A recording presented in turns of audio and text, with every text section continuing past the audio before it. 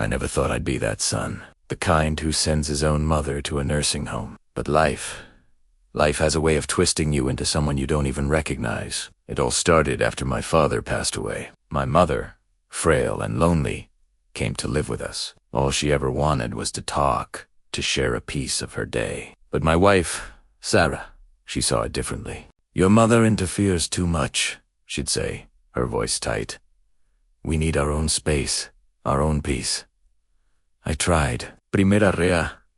La did. I tried to be a good husband and a good son, to build a bridge between the two most important women in my life. But the bridge was weak, and the weight of their unhappiness was too much. The arguments became more frequent, the tension in our home so thick you could feel it in the air. Then came the day that shattered everything. After another bit of fight, Sarah yelled, her voice echoing through the house.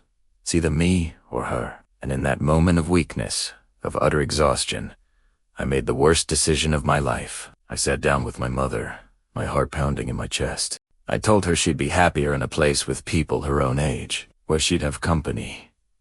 I couldn't even look her in the eye. She just looked at me, her gaze steady and full of a love I didn't deserve, and said softly, "If that makes you happy, my son." That night, I drove her to the nursing home. The silence in the car was deafening. She didn't cry, not a single tear.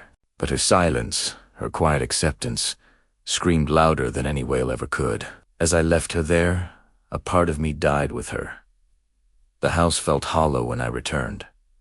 Eerily quiet. Sarah was relieved. "Finally," she sighed. "Our home feels peaceful." But there was no peace for me. The silence was a constant reminder of what I had done. There was no one to ask if I had eaten, no one to whisper, "May Allah protect you," as I left for work. Every night, her memory haunted me. I'd hear the ghost of her soft prayers, the gentle shuffle of her footsteps in the hallway. I was drowning in guilt. One night, my hands shaking, I called the nursing home. "How is my mother?" I asked, my voice barely a whisper. The nurse's reply pierced my soul. "She's fine," she said, "but she rarely talks. She just sits by the window, waiting for me." And still, I didn't go. My cowardice, my shame, it kept me away. A few months crawled by. Then, one morning, the phone rang. A cold, clinical voice on the other end said, "Your mother has been taken to the hospital." I rushed there, my world spinning. I found her lying in a sterile white bed, so weak, so small. Her eyes, barely open, found mine. A faint smile touched her lips. "My son," she whispered, her voice raspy. "I didn't want to disturb your peace." Tears, hot and shameful, streamed down my face.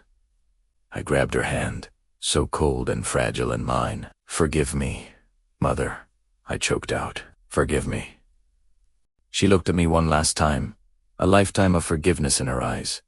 "I always did," she braved. And then, her hand went limp. Her eyes closed, and she was gone. I screamed, a raw, guttural sound of a man whose heart had just been ripped from his chest.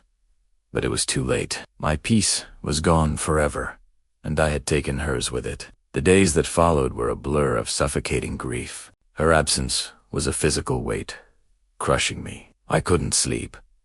Every time I closed my eyes, I saw her face, sitting by that window, waiting for a son who never came. Sarah tried to console me, but her words were meaningless. How could she understand? How could I forgive myself?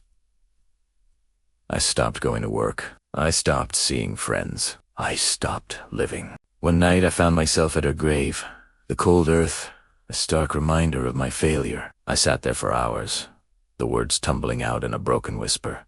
"Mother, if you can hear me, please know that your ungrateful son has learned his lesson. I've learned it too late.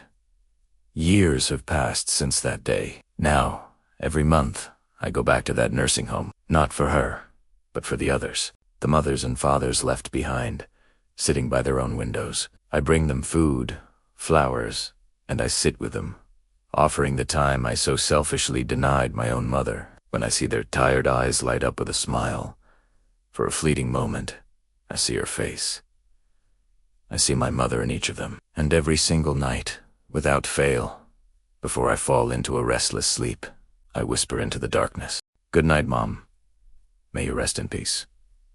But peace is a luxury I lost the day I broke my mother's heart, and I know now, no son, no daughter, ever truly finds it again. Cherish your parents. Don't make the same mistake I did. Thank you for listening. Please, take care of one another.